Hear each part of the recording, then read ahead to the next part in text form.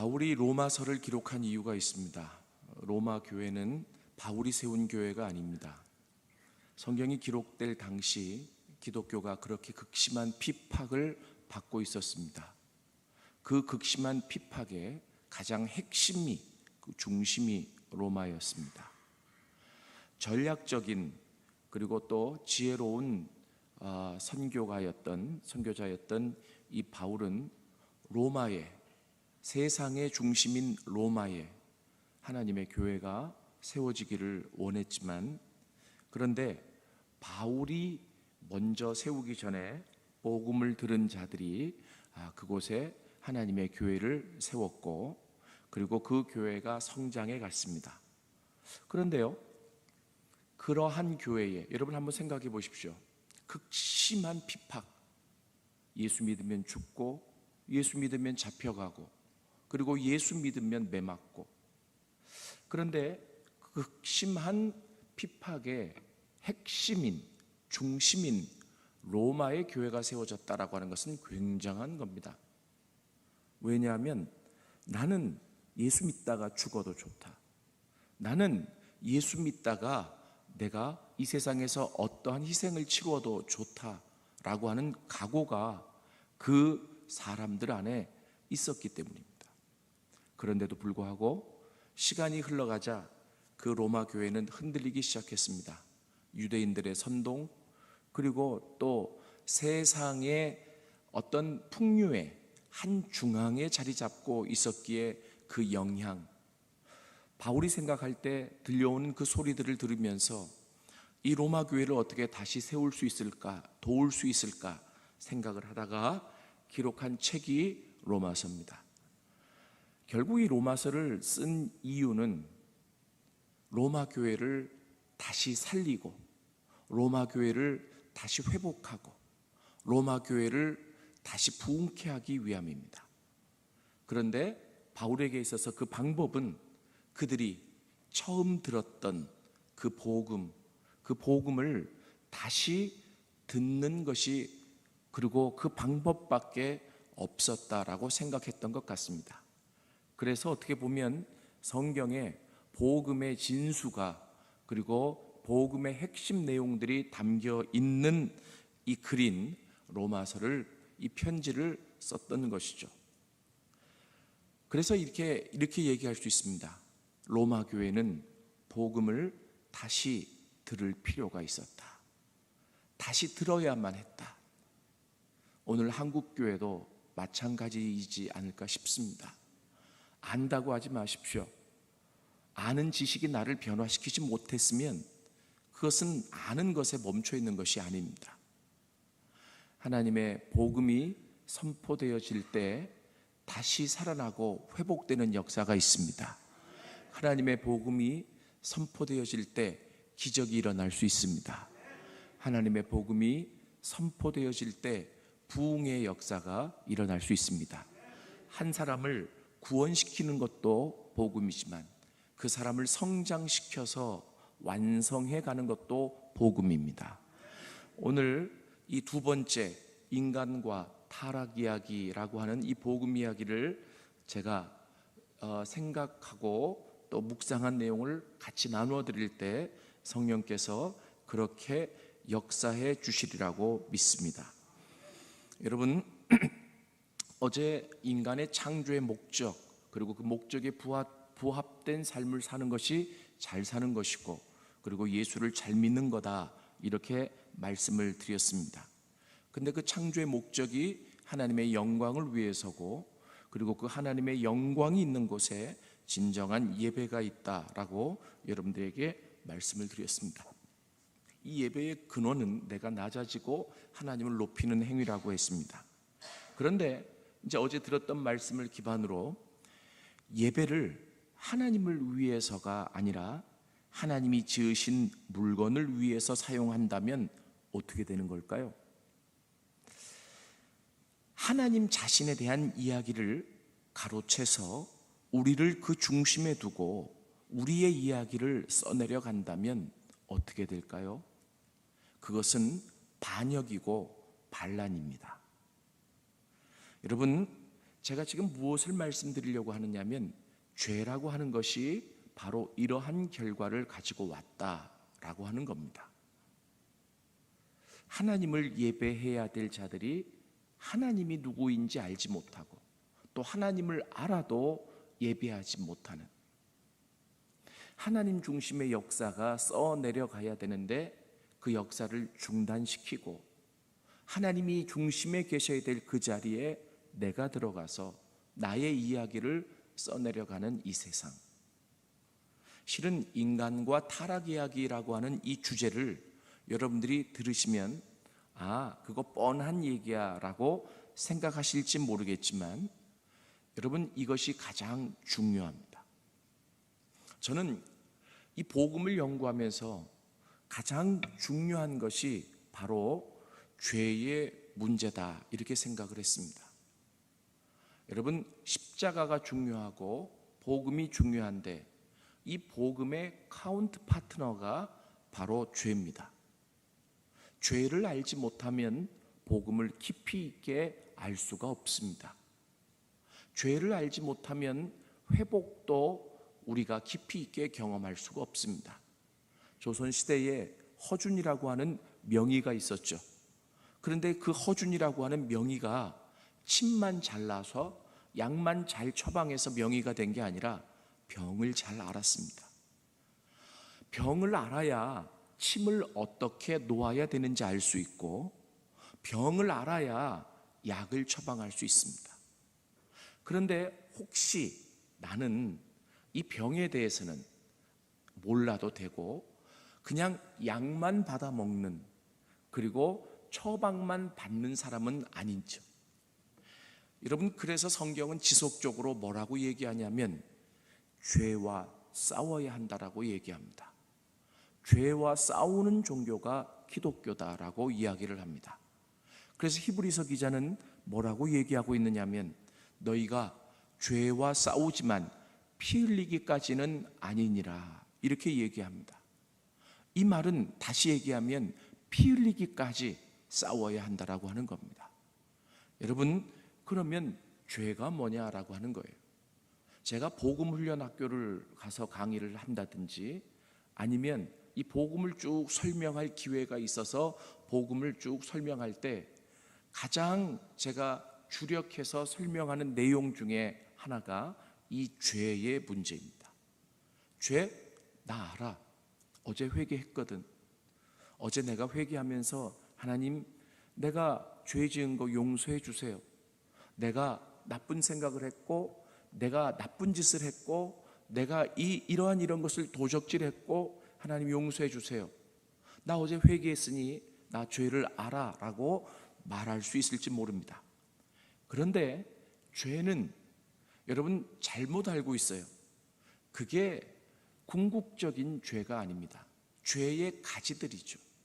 제가 아까 로마서를 말씀드렸지만 로마서 1장을 보면 로마서 1장 1절부터 17절까지가 로마서의 서론이고 로마서 1장 18절부터 마지막 절까지가 죄에 대해서 기록하고 있습니다.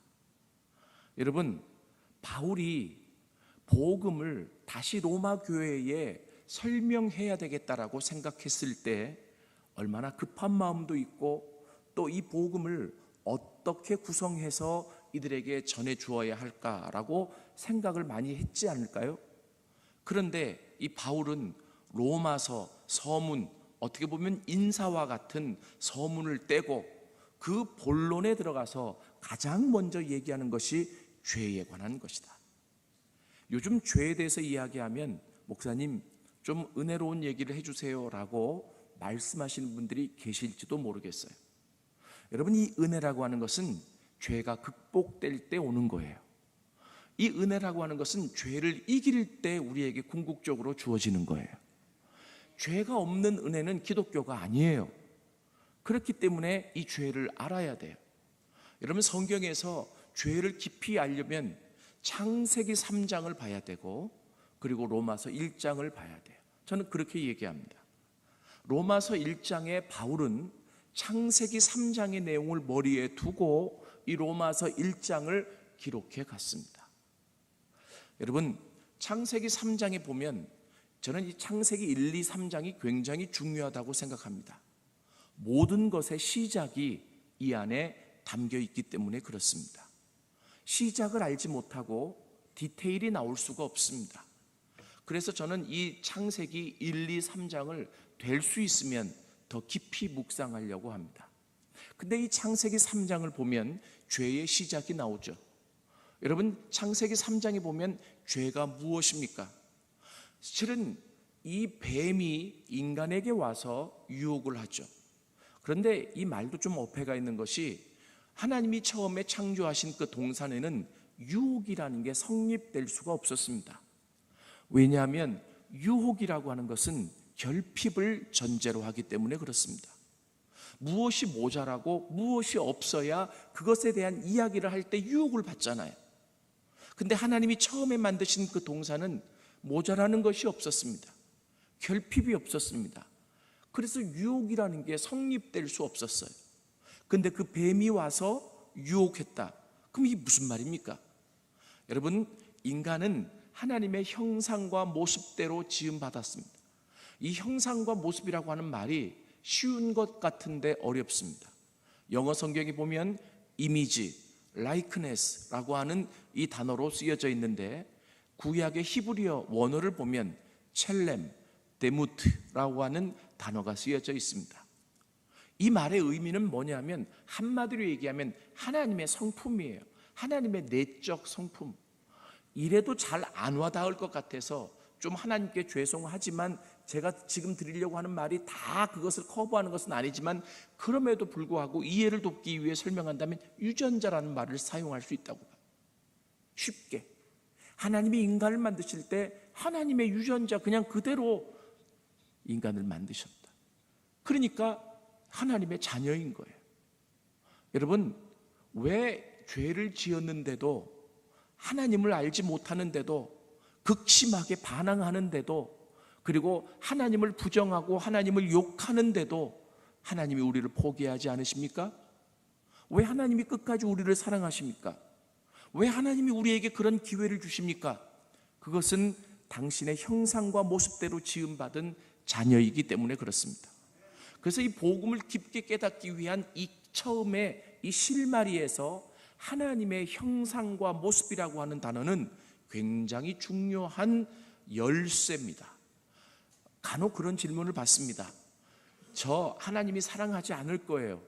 제가 얼마나 큰 죄를 졌는데요. 하나님이 저를 포기하셔도 벌써 포기하셨을 겁니다. 또는 그럼에도 불구하고 하나님이 나를 사랑하시는 이유가 어디에 있죠? 왜 하나님은 인간을 사랑하셔야만 합니까? 실은 당연한 질문에 구체적인 답변을 드리려고 할 때 깊게 생각하지 못하면 막힐 수 있습니다. 저는 그런 질문에 담대하게 하나님의 형상과 모습이라고 하는 단어를 가지고 설명하죠. 저에게 있는 세 딸이 아무리 잘못했어도, 그 딸들이 잘못한 적은, 크게 잘못한 적은 없습니다만은, 아무리 잘못했어도 이 딸들을 제가 포기할 수 없는 것은 제 자식이기 때문입니다. 아무리 흉악한 짓을 했어도 그들을 사랑할 수밖에 없는 것은 제 자식이기 때문입니다. 이 인간도 자식을 그렇게 사랑하고 포기하지 않는다면 인간을 만드신 하나님은 우리를 얼마나 더 사랑하셔야만 했을까요? 그런데 이 뱀이 와서 유혹하는 거예요. 왜 하나님이 동산 중앙에 있는 저 나무 열매의 실과를 따먹지 못하게 하느냐? 너 그거 생각해 봤냐? 몰라. 저 열매를 따먹으면 눈이 밝아져서 하나님처럼 되기 때문이야 라고 이야기를 하죠. 여러분, 그때 이 아담과 하와는 그 열매를 쳐다봤습니다. 하나님은 창세기 2장에서 반드시 뭐라고 얘기했냐면, 동상 중앙에 있는 나무의 열매는 따먹지 마라. 그것을 따먹는 날에는 네가 정령 죽으리라 분명히 말씀하셨어요. 근데 그 열매를 딱 쳐다보니까 먹음직하고 보암직하고 먹음직하고 지혜롭게 할 만큼 탐스럽더라, 이렇게 성경에 기록되어 있습니다. 다시 말하면 그 열매가 뭐 그렇게 맛있게 보였을까요? 그것은 어떻게 보면 내적인 욕망을 표현해낸 하나의 어구가 아닐까 싶습니다. 나 하나님이 될 수 있다고? 내가 하나님이 된다고? 이런 거죠. 여러분, 하나님의 형상과 모습대로 지음받은 인간은 하나님하고 똑같은 존재예요. 왜냐하면 하나님의 형상과 모습이 우리 안에 있기 때문이에요. 그래서 처음에 하나님이 영원하신 것처럼 인간도 영원한 존재로 지어졌습니다. 영원이라고 하는 것이 우리의 고향입니다. 그런데 중요한 게 바로 뭐냐면 아무리 하나님하고 똑같이 지어졌어도, 그리고 하나님을 꼭 닮았어도 한 가지 차이가 있습니다. 그것은 뭐냐면 인간은 하나님에 의해서 지어진 피조물이라고 하는 거예요. 이 말은 무슨 말이냐면 인간이 하나님이 될 수 없다라고 하는 겁니다. 하나님은 그 질서만 지켜주기를 원했어요. 이 질서가 지켜진다면 결국 인간은 하나님이 지으신 목적대로 살아갈 수 있었습니다. 그런데 그 뱀이 와서 흔들어 놓은 것은 하나님이 구체적으로 설명하지는 않았지만 그 질서를 지금 흔들어 보고자 하는 거예요. 네가 하나님이 되면 되잖아. 여러분, 그래서 그 열매를 따먹었습니다. 실수로 따먹은 게 아닙니다. 맛있을까 봐 따먹은 게 아닙니다. 하나님이 되고 싶어서 따먹은 겁니다. 여러분, 하나님이 되고 싶어서 그 열매를 따먹었다라고 하는 것은 이런 의미가 있어요. 뭐냐면 하나님이 계신 자리에서 하나님을 끌어내리고 내가 그 자리로 올라갔다라고 하는 거예요. 여러분, 이게 죄예요. 이게 죄예요. 우리가 죄를 설명할 때 이 근원적인 죄를 설명하지 않고 내 삶에서 일어나는 가지적인 죄만을 설명하면 그건 한도 끝도 없습니다. 그래서 로마서 1장 18절에 이하에 보면 바울이 기술해 나가는 죄를 써내려가는 방식도 이와 같아요. 뭐냐 하면 하나님이 계신 자리에서 그 하나님을 인정하지 않고 그 하나님 되심을 부인하고 그 하나님을 끌어내리고 내가 그 자리에 올라갔을 때 어떤 일들이 벌어진 줄 아느냐? 라고 근원적인 죄를 설명하고, 그리고 그 이후에 일어난 인간 안에서 부패한 이 마음 안에서, 썩은 이 마음 안에서, 냄새나는 이 마음 안에서 결과적으로 나오는 행위들이 어떠한 죄의 목록이 있는지 대표적인 죄의 목록이 로마서 1장 후반부에 쭉 21절인가요? 기록되어 있는 거죠. 여러분, 오늘 이 시간에 저는 여러분들에게 말씀드리고 싶은 게 있습니다. 뭐냐 하면 이 죄라고 하는 것은 하나님을 인정하지 않는 거예요. 이 죄라고 하는 것은 내가 하나님이 되는 행위예요. 그래서 여러분, 이게 질서가 바뀌어지잖아요. 모든 목적이 뒤바뀌어지잖아요. 그때부터 부패하기 시작해요. 그때부터 모든 것이 썩어지기 시작해요. 그때부터 모든 것이 망가지기 시작해요. 인간의 부패와 인간의 그 망가짐, 이 세상의 그 무너짐이 어디에서부터 왔느냐면 하나님을 하나님으로 인정하지 않는 데서부터 와요. 여러분, 성경에 보면 부흥의 이야기들이 많이 나오잖아요. 대표적인 게 에스겔 37장에 나오는 마른 뼈와 같은 이스라엘을 회복시키는 장면. 그런데요, 하나님이 마른 뼈와 같은 이스라엘을 회복시키시면서 하나님이 그들에게 요구하시는 게 딱 한 가지가 있어요. 시간이 없으니까 성경 뭐 이렇게 찾아서 읽고 하지 않겠습니다. 이게 뭔지 아세요? 내가 너희의 하나님 됨을 너희가 알리라. 믿습니까? 하나님이 내가 너희 회복해 줬으니까, 그리고 너희 살려놨으니까, 너희 부흥시켜놨으니까 이거 해. 하나님이 요구하시는 게 많지 않아요. 하나님이 요구하시는 거 하나예요. 뭐냐 하면 내가 너희의 하나님이다. 믿습니까? 내가 너희의 하나님이다. 하나님 되심을 알라. 여러분, 하나님이 계셔야 될 그 자리에 하나님을 우리가 모셔놓기만 한다면, 그 하나님을 인정하기만 한다면, 그 하나님이 원하시는 대로 살아갈 수만 있다면, 여러분, 우리의 삶은 하나님이 인도해 가시는 거예요. 하나님 책임지시는 거예요. 뭐 우리가 부수적으로 다른 이야기 하지 않아도 돼요. 하나님은 우리의 있어야 될 것들을 다 하시고 우리의 필요를 다 아시는 하나님이시기 때문에 그렇습니다. 오늘 이 새벽에 여러분들이 생각해 보셔야 될 게 있어요.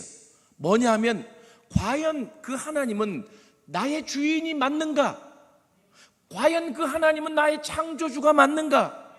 과연 그 하나님은 나의 하나님이 맞는가? 믿습니까? 여러분, 그래서 영어를 보더라도 이 죄는 sin이라고 하는 단어를 씁니다. S-I-N. 근데 원서를 읽다 보면 sin이라고 대문자로 쓰여진 게 있어요. 그러다 보면 갑자기 탁 막히죠. 이 대문자는 고유대명사를 의미하잖아요. 이거 어떻게 번역해야 되지? 그리고 또 영어를 원서를 보다 보면 since 해가지고 소문자로 쓰였는데 복수가 쓰여져 있어요. 이 소문자는 주로 복수로 쓰여집니다. 그러면 대문자 sin과 소문자로 쓰여진 since, 이 복수형은 어떻게 해석해야 될까?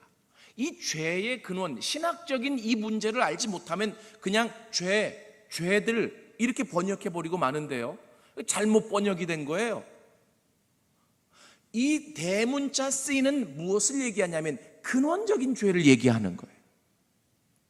우리가 하나님이 되려고 했었던, 하나님을 그 자리에서 끌어내린 그 죄를 이야기하는 거예요. 그것 때문에 어떤 일들이 벌어지게 됐느냐 하면 우리 안에서 우리가 마음이 부패해서 나오게 된 여러 가지 sins, 죄들이 나오게 된 거죠. 이해되세요? 그래서 교회는 세상을 향해서 복음을 전할 때도 지속적으로 가르쳐야 될 게, 여러분 전도 폭발이라고 하는 이 전도 방법에 보면 당신은 오늘 밤이라도 죽어서 이 세상을 떠날 확신이 있으십니까? 뭐 이 진단 질문을 가지고 이 복음이 설명되어지는데 그 가운데 한 요소가 당신은 죄인이십니까? 성경에 보면 모든 사람이 죄인이라고 기록되어 있습니다 라고 이야기를 하죠. 그런데 죄 안 짓고 사는 사람이 어디 있어요? 그러니까 이제 그 대목에 가서 네 소리를 들으면 그 다음으로 곧바로 넘어가는데, 물론 그렇게 해도 이 복음을 전하는 것에 열매가 있을 수 있고 그리고 또 결과도 좋을 수 있어요. 근데 저는 그 대목에서 꼭 얘기해 줘야 될 부분이 있다고 생각하는 거예요. 그것이 바로 뭐냐면 그냥 내가 내 삶에서 부패해서, 내 마음이 부패해서 내 마음이 굳어져서 나타나는 어떤 disorder, 잘못된 질서의 어떤 행위들을 죄라고 설명하지 말고 기독교에서 말하는, 이 성경에서 말하는 근원적인 죄가 무엇인지를 가르쳐 줘야 돼요. 그럴 때 성령께서 그 사람의 이성을 조명해 주실 수 있습니다. 누구든지 깨달을 수 있거든요. 아, 내가 죄 짓는 이유가 여기에 있구나. 내가 안 하려고 해도 지속적으로 반복적으로 지을 수밖에 없는, 죄를 지을 수밖에 없는 이유가 여기에 있구나 라고 생각하게 되는 거죠. 사랑하는 여러분, 오늘 이 본문은 왜 갑자기 그런데 로마서 11장을 읽었느냐, 22절을. 여기는 유대인에 관해서 이 바울이 지금 설명하고 있는 장이거든요. 근데 이 바울이 뭐라고 얘기하냐면 하나님의 인자하심과 하나님의 준엄하심을 너희들이 꼭 기억해야 된다. 너희들이 하나님의 심판을 받지 않으려면 하나님의 인자하심 안에 머물러야 한다라고 이야기를 하고 있습니다. 저는 이 죄를 설명할 때 반드시 이 두 가지가 균형을 이루어야 된다라고 생각해요. 오늘날 교회 안에 이 트렌드로 가는 것 중에 하나가 사랑의 하나님, 저 무척 그 사랑을 강조합니다. 제가 설교할 때도 오늘 저녁에도 한번 들어보십시오. 이 메시아 예수가 어떤 분인지, 여러분들이 이제까지 들었던 그 메시지 가운데서도 이 메시아 예수가 어떤 분인지 제가 사랑을 중심으로 설명해 나갈 거예요. 그런데 여러분들이 분명히 아셔야 될 게, 사랑을 강조하다 보니까 균형을 잃어버린 게 있어요. 그게 바로 뭐냐 하면 하나님의 준엄하심이에요. 만약에 하나님이 죄에 대해서 준엄하심이 없다고 한다면 메시아 예수가 이 땅에 오시지 않아도 돼요. 십자가에 죽지 않아도 돼요. 희생당하지 않아도 된다는 얘기입니다. 그분이 그렇게 무섭게 십자가에서 희생하신 이유는 죄를 싫어하시는 하나님이 있으시기 때문에, 하나님의 질서를 깨트린 것에 대한 하나님의 심판이 있기 때문에, 그래서 성경은 뭐라고 얘기하느냐면 로마서 5장 10절에 보면 곧 우리가 원수되었을 때에 그의 아들의 죽으심으로 말미암아 하나님과 화목하게 되었은즉 화목하게 된 자로서 더욱 그의 살아나심으로 말미암아 구원을 받을 것이니라. 여기 뭐라고 나와 있느냐면 원수되었다라고 기록되어 있어요. 하나님과 원수된, 여러분 이 죄가 우리를 어떻게 만들었느냐면 우리 인간 자체도 이 마음이 썩어지고 부패하게 만들었지만 하나님과의 관계에 있어서도 원수되게 만들었다는 거예요. 이 원수가 뭡니까? 원수, 아주 극심한, 아주 핵심의 적이에요. 원수되게 만들었다. 골로새서 1장 22절에도 보면 전에 악한 행실로 멀리 떠나 마음으로 원수되었던 너희라고 기록되어 있습니다. 여러분, 우리 인생의 가장 큰 문제가 뭔지 아세요? 다른 세부적인 죄를 반복적으로 짓는 것도 만약에 있다면 문제지만 인생의 가장 큰 문제는 세상의 창조주이신 하나님과 원수되어 살아가는 거예요. 이걸 깨닫지 못하는 거죠. 그 하나님과 원수되어 살아가면 마음이 편할 리 없잖아요. 그 하나님이 어떤 분입니까? 안 보면 돼, 이러면 끝나는 문제예요? 안 찾아가면 돼, 이러면 끝나는 문제입니까? 그 하나님은 창조주이십니다. 지금도 이 땅을 통치하시는 분이십니다. 나의 삶을 주관하시는 분이십니다. 생사 화복을 주관하시는 분이십니다. 이 세상을 끌어가시는 분이십니다. 근데 그분과 원수가 되었다는 거예요. 그분과 원수가 되었던. 근데 우리의 힘으로는 그 하나님과의 원수됨을 풀 힘도 능력도 방법도 없습니다. 그래서 그 하나님이 우리를 사랑하시기 때문에 우리를 하나님의 인자하심 가운데 머물게 하시기 위하여 당신의 방법으로 당신의 아들을 이 땅에 보내주신 것이죠. 믿습니까? 이 과정을 알지 못하면 여러분, 우리는 이 죄의 문제를 해결할 수가 없습니다. 이 죄의 문제를 해결한다라고 하는 것이 날마다 지은 죄를 십자가 앞에 가지고 나가서 날마다 고백하고 씻어내는 것만이 죄를 해결하는 문제가 아닙니다. 제가 어제 말씀을 전하면서 제가 1999년도에 목사 안수를 받았는데 2006년도에 교회를 개척하면서 날마다 십자가 앞에 나가는 훈련을 했습니다. 참 그때서 비로소 거룩한 습관을 갖게 됐죠 라고 얘기를 했는데요, 여러분 그때 제가 깨달은 것이 있습니다. 참 힘든 게 날마다 십자가 앞에 나가니 날마다 주님의 임재를 경험할 수 있어서 좋았지만, 근데 시간이 어느 정도 흐르다 보니까 힘들었던 것이 내가 십자가 앞에서 고백하는 게 반복적인 게 많더라고요. 벼르기도 낯짝이 있지, 내가 어제 용서해달라고 해놓고 용서받고 또 그 일을 하고 또 그 일을 하고, 이게 얼마나 힘들어요. 그때 깨달았어요. 뭐냐면 날마다 십자가 앞에 나가서 나의 죄를 구할 때, 용서를 받을 때 내가 지었던 그 모든 것들 성령이 조명해 주시면 그것을 다 고백하는 게 중요하기는 하지만, 그러나 근원적인 죄를 내가 사함을 받아야 되는구나. 믿습니까?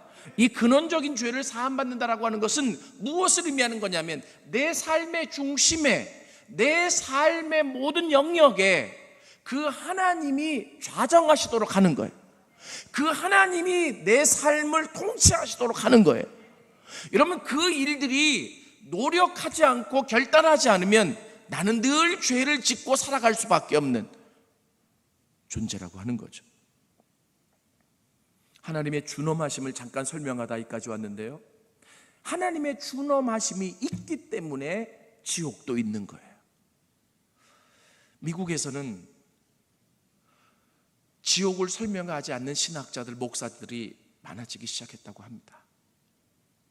정말 유명한 복음주의자 마이클 그린이라고 하는 이 사람은 전도학에서 세계 탑이고 그리고 정말 훌륭한 복음주의자예요. 근데 그분이 쓴 저서에도 보면 사랑의 하나님이 정말 인간이 죄를 지었다고 영영이 죽지 않는 그 지옥에 인간을 떨어뜨리실까?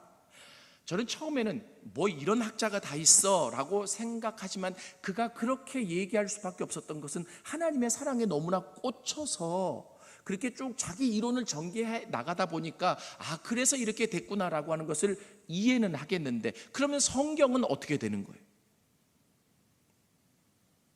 여러분, 제가 이렇게 얘기를 할 때 여러분들이 저한테 이렇게 말씀하실 수 있습니다. 뭐냐면, 그런데요, 너무 우리를 무섭게 하지 마세요. 여러분, 제가 무섭게 하려고 여러분께 말씀드리려고 하는 게 아닙니다. 여러분, 분명히 아셔야 될 게 있어요. 뭐냐면, 지옥을 아무리 이야기를 하고 그리고 심판을 아무리 강조를 해도 그 지옥의 무서움, 심판의 무서움 때문에 천국 가는 사람들은 없어요. 그것이 천국 가게 해주는 방법이 아니에요.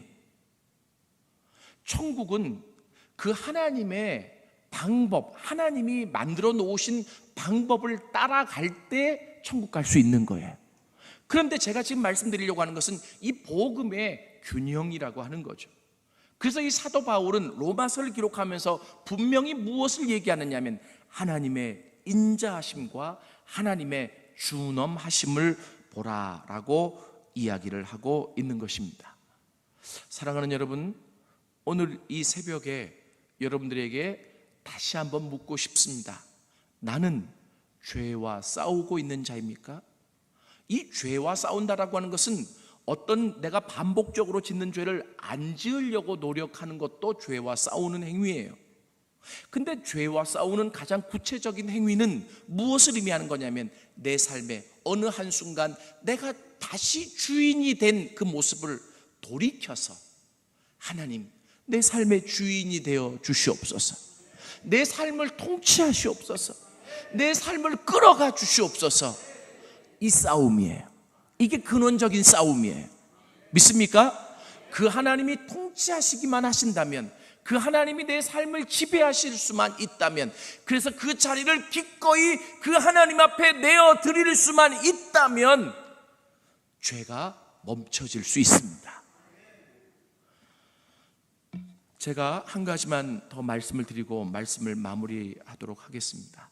어제 말씀드린 대로 이 죄는 결국 하나님의 영광을 막아버렸고, 그 하나님의 영광에 이르지 못한 죄인들은 결국 하나님의 샬롬을 잃어버렸습니다. 그래서 이 죄의 문제는요, 반드시 무엇과 연관이 되어져 있느냐면 하나님의 영광과 하나님의 샬롬과 연관이 되어져 있어요. 여러분, 제가 왜 이런 얘기를 하냐면 죄와 싸우십시오. 그리고 하나님의 되심을 인정하시고 여러분의 삶의 자리에 그 하나님을 초청하고 지속적으로 그 하나님이 내 삶을 지배할 수 있도록 여러분 요청하십시오라고 여기서 말씀을 맺어도 되지만, 높아심에서 그러면 결과가 어떻습니까? 내가 정말 죄와 싸워서 이겼는지, 그 하나님이 나를 통치하고 계시는지, 그리고 그 하나님이 나를 지배하고 계시는지를 알 수 있는 방법이 있습니다. 그것이 바로 뭐냐면 하나님의 영광을 경험하는 겁니다. 그리고 하나님의 샬롬을 경험하는 겁니다. 믿습니까? 여러분, 성지순례 나중에 가실 기회가 있으면 이스라엘에 가시면 여러분 이스라엘 사람들이 아직도 가장 많이 하는, 그리고 인사를 하는 단어가 샬롬이라고 하는 단어예요. 샬롬. 다시 말하면 하나님의 평화가 당신에도 있고 우리에게도 있고 이 세상에 있어지기를 원한다. 얼마나 위대한 말인지 몰라요. 그리고 우리가 저걸 되찾아야 돼 이렇게 얘기하기도 하죠. 그런데요, 여러분 분명히 아셔야 될 게, 그들이 그 하나님의 샬롬을 그리워하며 선민으로 그것을 되찾기 위해 노력하는 것은 좋아요. 근데 그들이 모르고 있는 게 있어요. 인간의 힘으로는 그 하나님의 샬롬을 되찾을 수가 없습니다. 인간의 노력으로는 그 하나님의 샬롬이 우리에게 주어지지가 않아요. 하나님이 처음에 만들어 놓으셨던 그 하나님의 창조의 질서인 샬롬이 우리에게 주어지기 위해서는 죄의 문제가 해결되어져야 합니다. 이 죄의 문제가 해결되어지기 위해서는 그 아들 예수 그리스도의 십자가의 공로가 있어져야 돼. 믿습니까? 죄와 싸워서 내가 이겼다라고 자부할 수 있을 때, 그리고 감사할 수 있을 때는 언제냐 하면 이 마음속에 절대적인 하나님의 평화가 있을 때입니다. 하나님의 샬롬이 되찾아질 때입니다. 하나님의 샬롬이 있는 그곳에는 내가 느끼지 못하고 보지 못했을지라도 하나님의 영광이 있는 거예요. 믿습니까? 하나님의 영광과 하나님의 샬롬은 같이 다니는 거죠. 어제 저희 학교에 전국 목회자 세미나가 있었습니다. 제가 이제 그 신학 전문대학 원장을 맡아서 저희가 주최하는 것이거든요. 저희 대학원에서 그 기조연설을 했습니다. 제가 어떤 제목으로 기조연설을 했느냐면 well dying, 잘 죽는 법에 대해서. 교회가 영생하고 그리고 또 그냥 생명을 얻고 부흥하고 이 부분은 강조를 하지만 노인 인구가 50% 이상을 차지해가는 교회의 현실을 볼 때 도대체 하나님이 부르실 때 어떻게 well dying 할 수 있는지 이 부분에 대해서는 잘 얘기를 안 하더라고요. 저는 2주 전에 저희 장모님을 천국에 보내드렸어요. 췌장암 말기였습니다. 그런데 평생을 기도하시고 평생을 하나님 앞에 부르시셨는데 췌장암 말기가 되신 그 장모님에게 천국의 소망을 이야기해 드리려고 하는데 참 조심스러웠습니다. 왜냐하면 잘못 얘기하면 빨리 죽으세요, 이 말이 되잖아요. 근데 그 말을 못하면 우리의 신앙은 무엇이 되는 겁니까? 도대체 그렇게 기도하고 믿어왔던 우리 신앙의 핵심은, 그 천국의 소망은 뭐가 되는 거예요? 그때 제가 깨달았습니다. 이 말을 이렇게 하기가 어려운 것은 교회 안에서 이 웰다잉을 잘 가르치지 못했기 때문입니다. 그러면서 그 한 예로 한국의 지성인 이어령 박사에 대한 이야기를 했습니다. 그 이어령 박사가 어떻게 예수를 믿게 됐는지, 그리고 그가 말기에 암이 걸렸어요. 그래서 죽을 때, 여러분 정말 크리스찬 다이제스트, 이 크리스찬 투데이라고 하는 기독교 일간지에 이어령 박사의 마지막에 자기가 죽어가면서 썼던 일기와 같은 글들이 계속 올라왔습니다. 저는 그 글을 읽으면서 너무 눈물도 흘렸고 참 감사하다 그랬어요. 죽음아, 지금 네가 나에게 다가오고 있지만 나는 너에게 흔들리지 않는다. 내가 믿는 예수가 십자가에 죽고 부활하심으로 너를 이겼기 때문이다. 이제는 부활이 내 삶의 실제가 되는 시간이다. 여러분, 그 죽음 앞에서 암으로 죽어가고 있는 그 사람이, 그러면서 그 사람은 연명치료도 받지 않고 암으로 인한 수술도 받지 않고 나는 죽음으로 끝이 아니라 하나님 나라에 간다. 나는 목사지만 복음을 전하는 전도자이지만 과연 내가 하나님이 부르실 때 이 땅을 떠날 때 저 이어령 박사처럼 저런 고백 속에서 이 세상을 떠날 수 있을까? 그런 생각들을 해보게 됐습니다. 그런데 이어령 박사가 그렇게 당당하게 죽음과 맞부닥뜨리면서 싸워 이길 수 있었던 것은 딸 이민아 목사 때문이었습니다. 이민아 목사 때문에 그 딸도 암으로 먼저 죽었고 천국에 갔죠. 한국의 최고의 지성의 딸인데 그 딸도 얼마나 지성이었겠어요. 원래 지성이 발달한 사람 예수 믿기가 좀 힘들어요. 그런데 그 이민아 씨가, 딸 이민아 씨가 그렇게 암으로 죽어갈 때 죽음과 맞부닥뜨려서 당당하게 싸웠습니다. 물론 인간의 연약함이 있기 때문에 암의 고통이 올 때는 그렇게 힘들게 울고 아파했지만, 그러나 거기에 굴하지 않고 기회가 있을 때마다 죽을 때까지 복음을 전했던 그 딸의 모습을 아빠가 본 거죠. 그리고 도대체 기독교는 어떤 종교냐? 어떻게 인간의 한계를 넘어서는 저러한 힘이 있을 수 있느냐라고 하는 것을 깨닫게 된 거예요.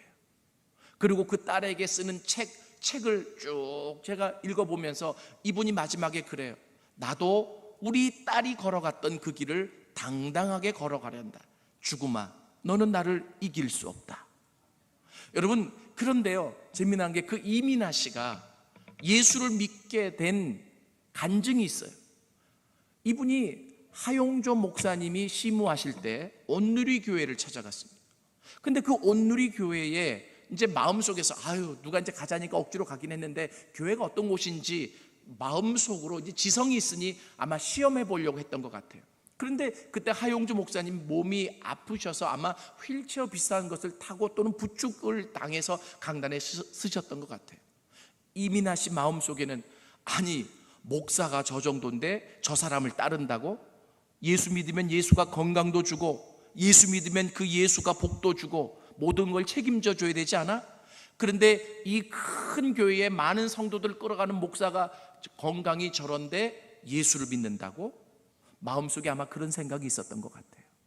그런데 이 하용조 목사님이 그 얼굴에 절대적인 평안, 육신은 힘들고 육신은 무너져가고 육신은 아프지만 그 얼굴에 절대적인 평안이 있는 모습을 보여주면서 자기가 아픔에도 불구하고 그 성도들에게 하나님의 평안이 여러분에게 있기를 소망합니다 라고 평안에 대해서 이야기를 하고 온누리 교회에서 만든 찬양이 있어요. 그게 뭐냐면 평화, 하나님의 평강이 당신의 삶에 넘쳐나기를, 평화, 하나님의 평강이 당신의 삶에 가득하기를 축복합니다. 이게 요즘은 많이 알려졌는데 온누리 교회에서 만든 찬양이에요. 그 찬양을 부르며 성도끼리 평화를 나누고, 그리고 이 세상에서 경험하지 못했던 절대적인 평화의 모습을 보여준 거죠. 그때 이민아 씨가 무릎을 딱 쳤어요. That is Christianity. 저게 기독교다. 저게 기독교다. 내가 아무리 똑똑하고 내가 아무리 돈이 많아도 저 평화, 저분 얼굴에서, 저분의 잠깐 묻어나는 삶에서 나오는 평화를 내가 얻을 수 없다. 이것은 기독교에 들어와야, 예수를 믿어야 경험할 수 있는 것이구나. 믿습니까? 그래서 이 평화는 초대교회부터 지금까지 그리스도인의 표지라고 알려져 있어요. 저 사람이 그리스도인이야? 평화가 있는 거죠. 믿습니까? 이 평화는 궁극적으로 죄와 싸워 이길 때 하나님이 다시금 우리를 회복시켜 주시는 증표입니다. 오늘 이 새벽에 이 평화가 여러분에게 있어질 수 있기를 원합니다. 하나님의 평화가 여러분에게 있어질 수 있기를 원합니다. 다른 거 구하지 마세요. 하나님의 평화가 여러분에게 있어질 수 있기를 원합니다. 평화가 있는 곳에 하나님이 이미 임재하신 겁니다. 하나님이 임재하신 증거가 평화가 있는 거예요. 믿습니까? 오늘 말씀을 생각하면서 주님, 하나님이 계셔야 될 그 자리에 내가 있었습니다. 성령께서 나를 비추시고 조명하셔서 드러난 것이 있다면 그것을 가지고 주님 앞에 나아가십시오. 그리고 우리가 늘 듣고 하는 얘기지만 삶의 한 부분이라도 하나님이 내 삶을 통치하지 못했던 영역이 있다면 다 내려놓으십시오. 하나님, 내 삶의 중심이 되어 주십시오. 내 삶의 진정한 주인이 되어 주십시오. 진정한 하나님이 되어 주십시오. 하나님의 중심의 세상의 역사가 언젠가부터 중단이 되어지고 인간 중심의 세계 역사가 쓰여지고 있습니다. 다시금 하나님 중심의 역사가 쓰여질 수 있는데 내가 일조하는 자가 되게 하여 주시옵소서. 죄와 싸우며 하나님의 평화가 여러분 안에 있어질 수 있기를 원합니다. 우리 시간에 같이 한번 찬양 하나 하고 자유롭게 기도하시다가 돌아가시겠습니다. 보혈을 지나